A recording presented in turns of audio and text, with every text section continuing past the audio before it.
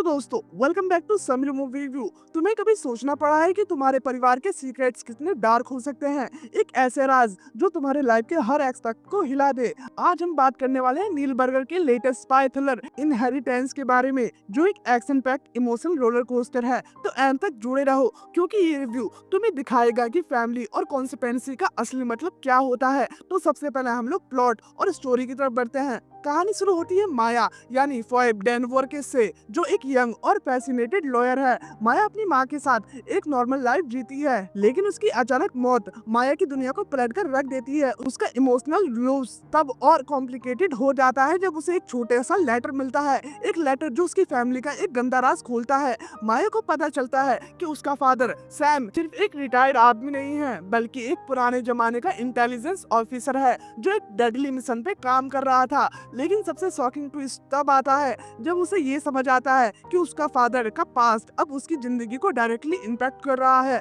माया को अब एक इम्पॉसिबल मिशन मिलता है, अपने फादर के अनफिनिश्ड काम को कंप्लीट करना और अपने परिवार को एक डेडली कॉन्सिक्वेंस से बचाना। पर ये सब करते वक्त क्या वो अपनी पहचान को भी बचा पाएगी? ये सस्पेंस तुम्हें सीट से उठने नहीं देगा। फोएब डेनवर ने माया के कैरेक्टर को ब्रिलियंटली प्ले किया है। तुम उसकी आंखों में एक हेल्पनेस और डिटर्मिनेशन दोनों देख सकते हो। माया के कैरेक्टर का आर्क एकदम नेचुरल लगता है। एक सिंपल लॉयर से एक फियरलेस फाइटर तक का सफर तुम्हारे दिल को टच करेगा। राइस इफ्सन ने सैम के रोल में एक इम्प्रेसिव परफॉर्मेंस दी है। एक एक्स स्पाई का रोल में उनकी वैल्यूबिलिटी और स्ट्रेंथ का बैलेंस देखने लायक है। तुम्हें सैम के फ्लैशबैक सीन्स स्पेशली इंगेजिंग लगेंगे क्योंकि उससे पता चलता है कि उसका पास्ट कितना कॉम्प्लिकेटेड था। सपोर्टिंग कास्ट जैसे क्यारा बैक्सडेल और क्रेस्टी ब्रैन अपने रोल्स में परफेक्टली फिट होते हैं। स्पेशल मेंशन क्रेस्टी को मिलेगा जो माया की बेस्ट फ्रेंड एमिली का रोल प्ले करती है। एमिली का कैरेक्टर कहानी में एक अच्छा कॉमिक रिलीफ लाता है।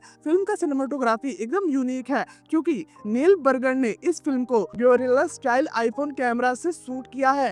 ये चॉइस फिल्म के टोन को रॉ और रियलिस्टिक बनाती है। तुम्हें लगेगा तुम एक डॉक्यूमेंट्री देख रहे हो जो इस थ्रिलर को और ऑथेंटिक फील देती है। बैकग्राउंड स्कोर भी मेंशन वर्दी है। जब भी सस्पेंस बिल्ड होता है, म्यूजिक तुम्हारे एंजाइटी लेवल को बूस्ट कर देता है। एक चेज सीक्वेंस पेरिस के स्ट्रीट में शूट की गई है जो इस साल के बेस्ट एक्शन सीन्स में से एक है। लेकिन सिर्फ एक्शन ही नहीं, इस फिल्म का इमोशन कोर्स भी बहुत स्ट्रॉन्ग है। तुम माया और सैम के बीच के कन्वेंशन से इमोशनली कनेक्ट करोगे। एक सीन में माया अपने फादर से कहती है, आपके पास के राज मुझे एक नई दुनिया में घसीट रहे हैं और मैं अब वापस नहीं आ सकती। ये डायलॉग्स कहानी के डेप्थ को और गहरा कर देते हैं। नील बर्गर ने इस फिल्म को सिर्फ एक स्पाई थ्रिलर बनाने नहीं छोड़ा, बल्कि इसमें एक फैमिली ड्रामा का एलिमेंट भी डाला है। माया के कैरेक्टर का स्ट्रगल सिर्फ एक मिशन तक सीमित नहीं है, वो अपने फादर के साथ अपने इमोशनल बोन्स को भी समझाने की कोशिश करती है। तुम्हें लगेगा ये फिल्म एक्शन और इमोशंस का परफेक्ट कॉम्बो है। फिल्म का एक्शन सीक्वेंस रियलिस्टिक है, तुम एकदम फील करोगे कि ये सब तुम्हारे सामने ही हो रहा है। सैम के फ्लैशबैक्स का इंटीग्रेशन स्टोरी को और ज्यादा इंटरेस्टिंग बनाता है। एक फ्लैशबैक सीन में सैम एक मिशन पे जाता है जिसमें उसका बेस्ट फ्रेंड पेट्रे करता है। ये सीक्वेंस सिर्फ एक थ्रिलर ही नहीं बल्कि हार्ट बीटिंग भी है। अब हर फिल्म परफेक्ट नहीं होती और इनहेरिटेंस में भी फ्लॉज है। कहानी का सेकंड आर्क थोड़ा ड्रैग करता है। तुम्हें लगेगा कि कुछ अननेसेसरी सीन्स को स्किप किया जा सकता था। माया और एमिली के बीच के एक कॉम्प्लोट थोड़ा और एक्सप्लोर करना चाहिए था क्योंकि वो कहानी के फ्लो को ओशियनली इम्पैक्ट करता है। तो आप दोस्तों प्रोज और कॉन्स की भी बात कर लेते हैं। प्रोज की बात करें तो फिल्म का सबसे बड़ा स्ट्रेंथ इसका अनप्रिडिक्टेबल स्टोरी लाइंस और फोएब डेनवर की इंगेजिंग परफॉर्मेंस है। तुम एंड तक गेस नहीं कर पाओगी कि अगला ट्विस्ट क्या होगा।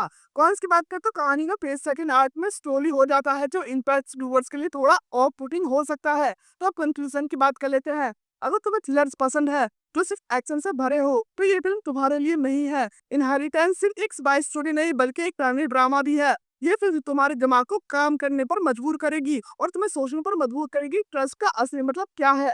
आखिरी में एक बात, अगर तुम्हें एक ऐसी कहानी चाहिए जो तुम्हारे दिमाग को हिला दे और इमोशंस को टच करे तो इनहेरिटेंस परफेक्ट चॉइस है। तुम्हारे लिए एक चैलेंज है इस फिल्म के ट्विस्ट को गैस करना। मुझे कमेंट्स में बताओ कि तुम्हारा फेवरेट मोमेंट्स क्या था। और अगर वीडियो पसंद आया तो इस वीडियो को लाइक शेयर और सब्सक्राइब जरूर करना। मिलते हैं नेक्स्ट रिव्यू के साथ, कब तक के लिए गुड बाय।